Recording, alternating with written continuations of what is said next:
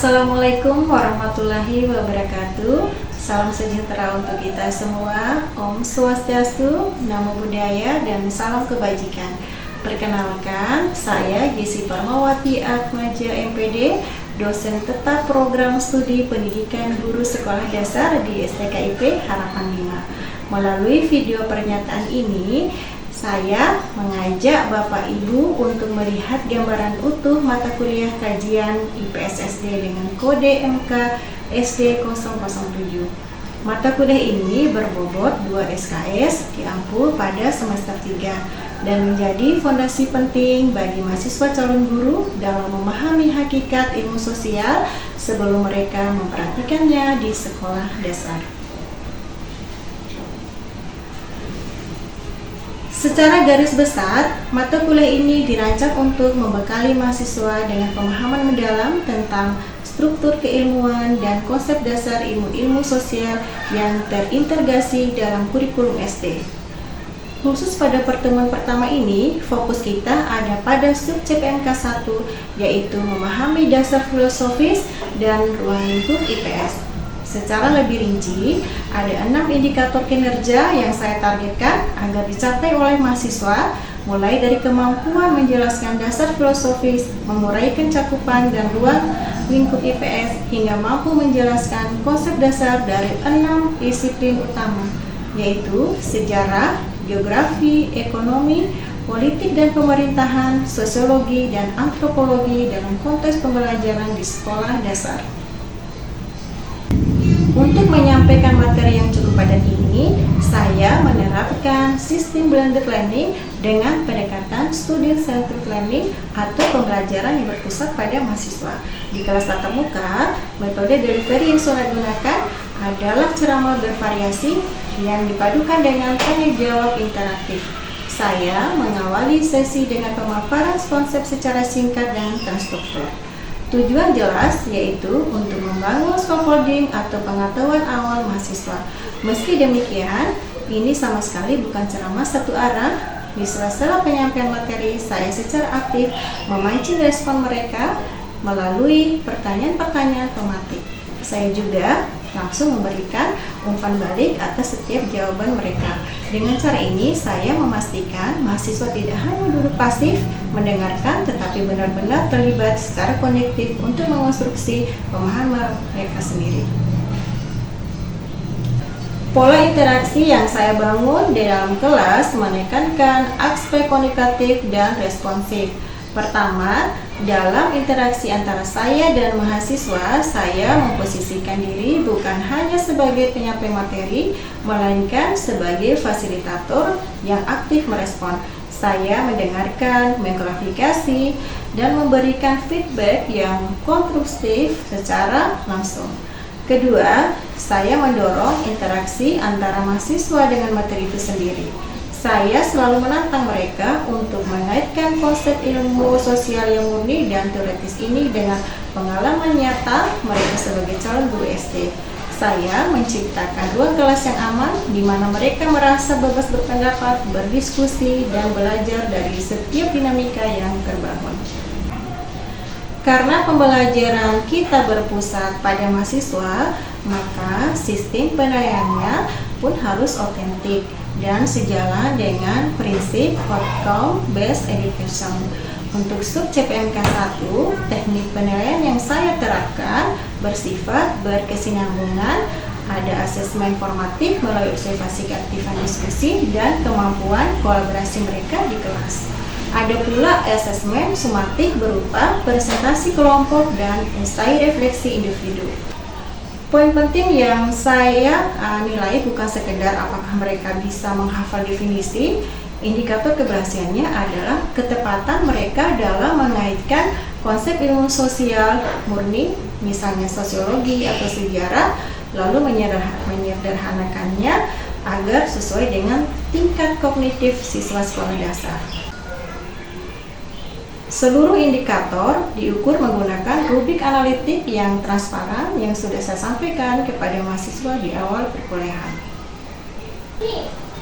Demikian gambaran utuh mengenai kerangka delivery interaction dan asesmen dalam mata kuliah kajian IPS SD. Agar teori ini lebih bermakna, selanjutnya saya akan mendemonstrasikan rekaman proses pembelajaran tatap muka untuk materi subjek PMK 1. Silakan menyimak.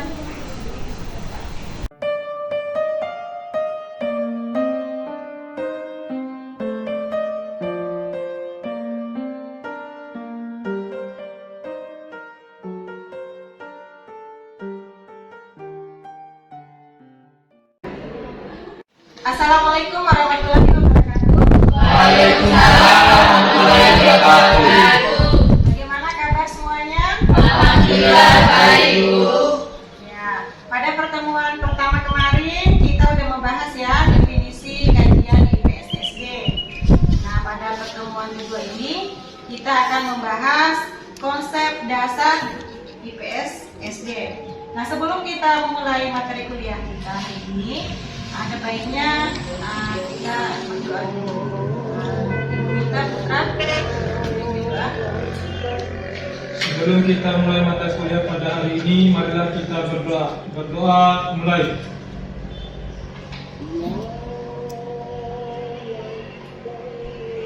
Doa selesai.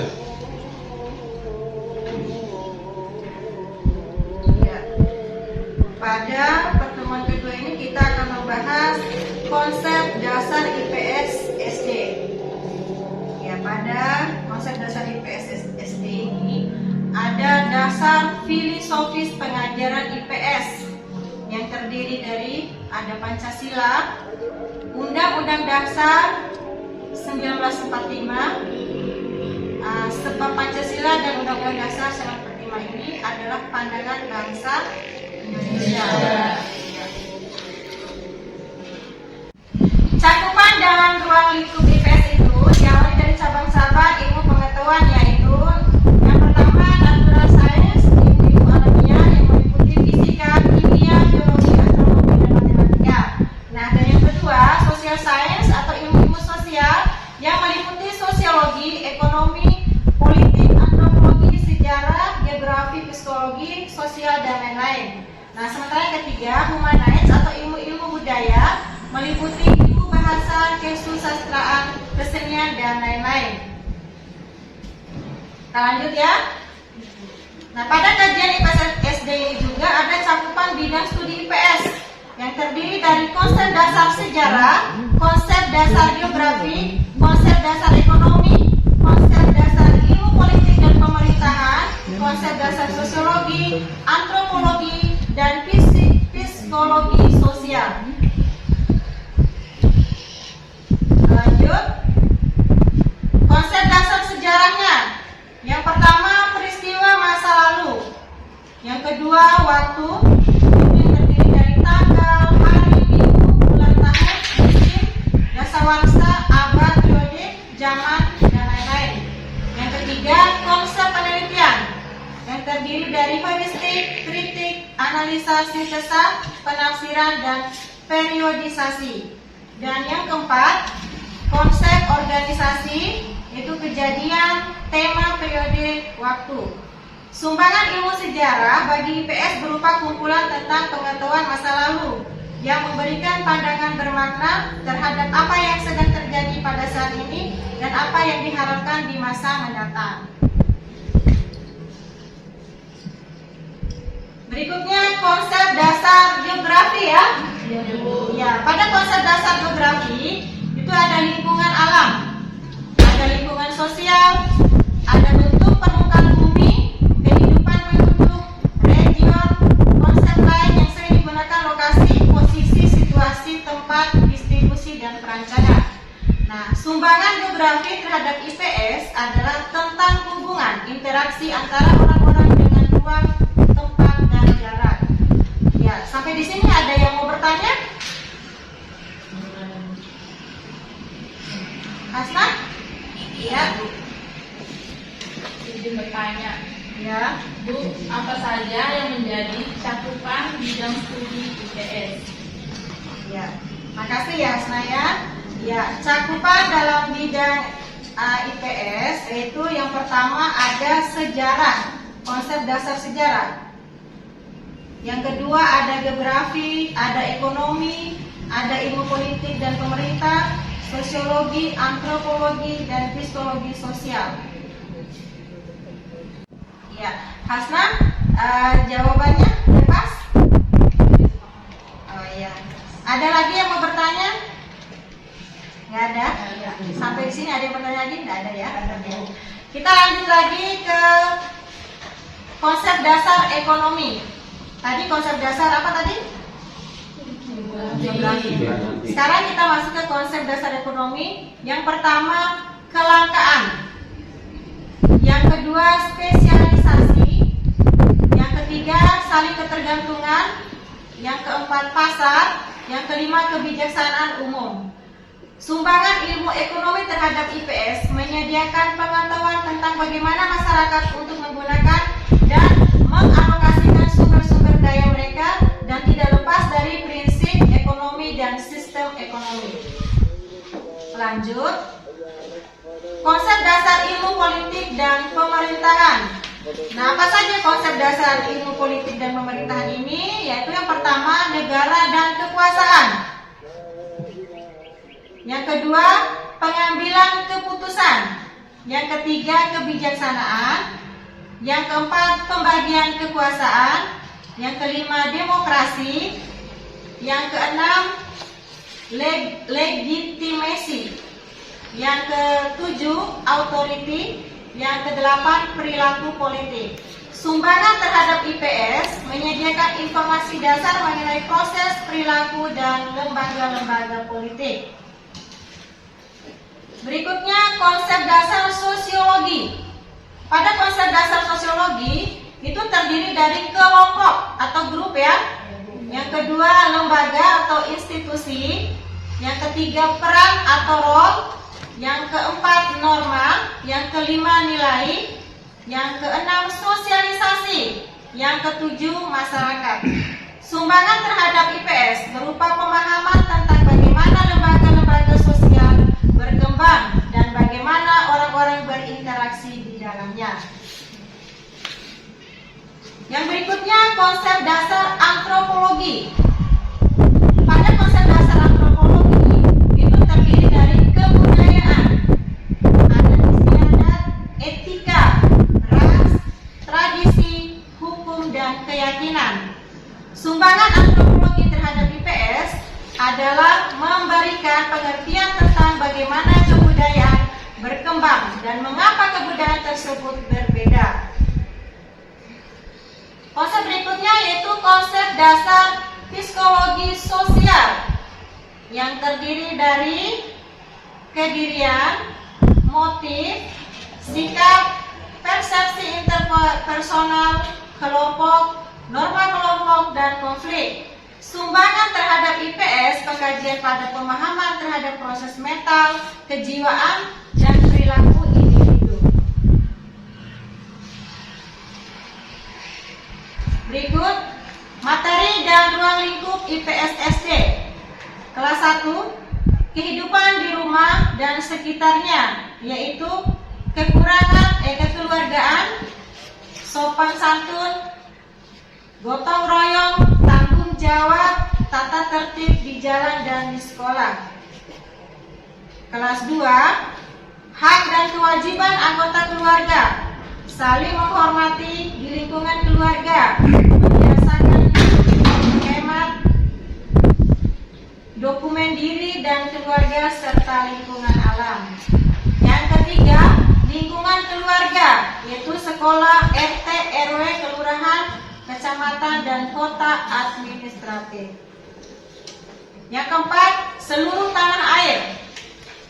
8, penjuru angin, pengetahuan, peta, kondisi provinsi, transportasi, dan komunikasi. Yang kelima, peninggalan sejarah, keragaman kenampakan, alam dan buatan, wilayah waktu, keragaman suku, bangsa, dan budaya. Kegiatan ekonomi, zaman penjajahan, pergerakan nasional, persiapan kemerdekaan, sekitar proklamasi, dan perjuangan mempertahankan kemerdekaan.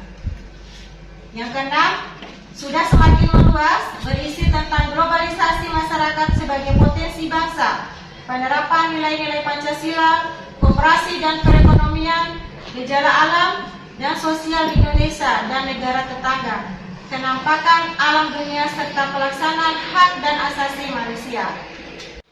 Ya, pada berikutnya yaitu topik pendukung materi pembelajaran IPS SD. Apa saja sih topik pendukung materi itu? Yang pertama antropologi sosial, terus yang kedua ada sosiologi, dan yang ketiga ada psikologi sosial.